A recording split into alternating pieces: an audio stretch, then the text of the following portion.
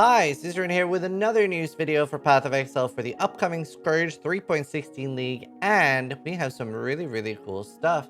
So here, there are some upcoming changes or improvements to the Eternal Labyrinth. This is basically also called Uber Lab. So now you no longer need to complete Trials of Ascendancy. That's just a source of the offering to the goddess. And assuming that they kept other sources of offering to the goddess, like having it as random drops and divination cards, then, well, you don't really need to do those Uber Lab trials anymore at all. You just need to find an offering and, well, off you go. You can go to Uber Lab. The level requirement has been raised to level 68. It's not mandatory to complete any Trials of Ascendancy. And yeah, you must have done the previous ones just like normal. And the trials no longer spawn in white maps. They spawn in yellow maps. They do say it was very rare for players to find and complete all 6 trials during white maps. Not very uncommon on hardcore, nor especially during the gauntlet.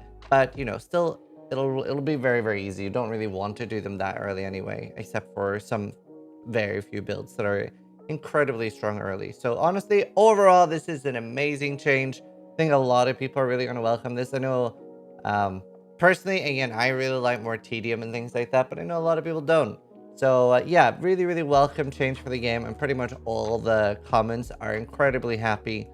So it's a really good start, and I think it gets people a lot more excited for 3.16. A lot of people don't like tedium, a lot of people don't have a lot of time to play, and this cuts down on what people feel like is unnecessary tedium. And this coupled with was it the last league or the league before that change, with the Uber Lab having 3 helmet enchants and selecting what helmet they go on in a lot better way, Lab is in a really good spot now. Next up, we have another change of Iron Will is now on the skill tree. There was, for example, Dune Kubiari and the Gloves Repentance or something. Could give you Iron Will before, but now you can have it on the skill tree. Opens up a few more build possibilities. And we have been blessed by some Zana mods, and we have been blessed indeed.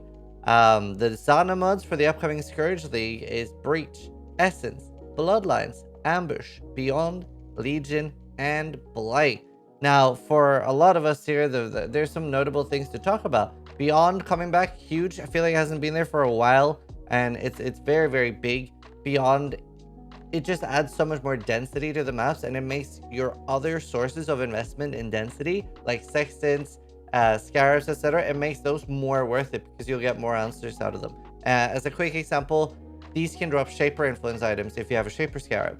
So really good investment. I know a lot of new players aren't always sure why you would want Beyond as a positive thing on the map, but a lot more XP, a lot more items. So really good. Obviously something I'm excited about. Legion speaks for itself, and I think what they're trying to do here is make sure that they have everything that has Uber components. So Legion, Blight, etc., and Breach are all accessible on the map device. And this is honestly probably my favorite Zana map mods ever. Blight 8C, which is half the cost of what the cheapest Scarabs were last league. So really good value. I think it was 16 or 18C on softcore trade for Blight Scarabs. So really good.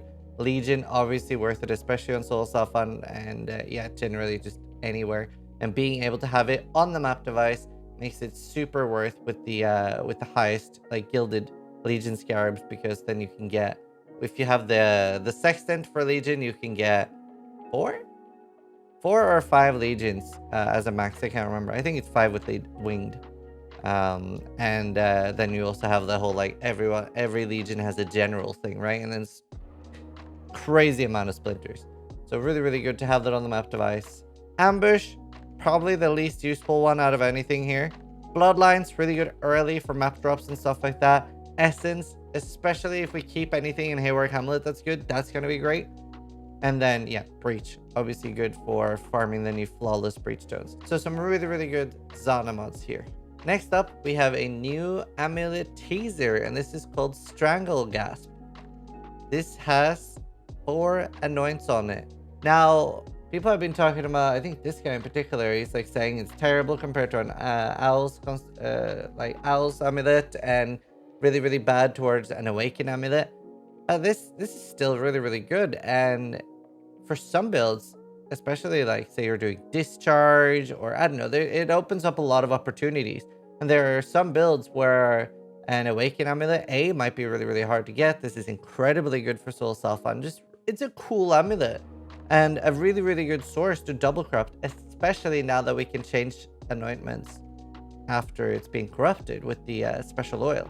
So really, really good amulet, I think. It's a very cool thing and a cool direction for the game to go with allowing things like this. So this allows us for 4 anoints on the amulet, and then you could have 1 anoint on a boot, and is it 2? I think you can have 2 anoints on the helmet.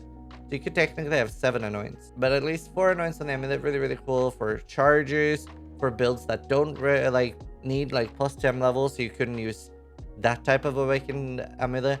I don't know, there's a lot of possibilities here, some that I probably haven't thought of yet, and yeah, it'd be really interesting.